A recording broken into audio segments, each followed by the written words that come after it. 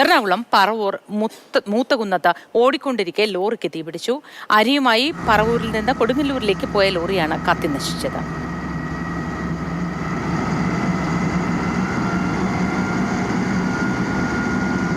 Pradeep Joseph വിവരങ്ങളുമായി ചേർന്നു. Pradeep Joseph, അപകടം എപ്പോഴാണ് ഉണ്ടായത്? ഇതെങ്ങനെയാണ് തീ കത്തിയത്? മോത്തി, ഇന്ന് രാവിലെ ഏതാണ്ട് ഒരു 6:30 മണിയോട് കൂടിയാണ് അപകടമുണ്ടായത്. കൊടുങ്ങല്ലൂരിനടുത്ത് മതിലകത്തേക്ക് നിറയെ അരിയുമായി പോവുകയായിരുന്നു ലോറി. അരിച്ചാക്കുകളാണ് നിറയെ അടുക്കിയിരുന്നത്.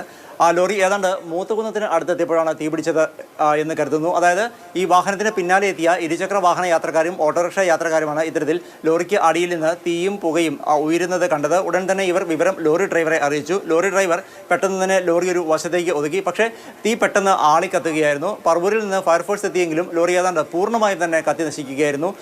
ഏതാണ്ട് 250ഓളം ചാക്ക് അരിയായിരുന്നു ഈ ലോറിയിൽ ഉണ്ടായിരുന്നത്. പൊടിക്കുന്നതിനോ അല്ലെങ്കിൽ മറ്റ് ആവശ്യങ്ങൾക്ക് വേണ്ടി മതിലകം കൊടുങ്ങല്ലൂർ ഭാഗത്തേക്ക് കൊണ്ടുപോവുകയായിരുന്നു. അതേസമയം തീപിടുത്തത്തിന്റെ കാരണം എന്താണ് എന്ന് അറിവായിട്ടില്ല.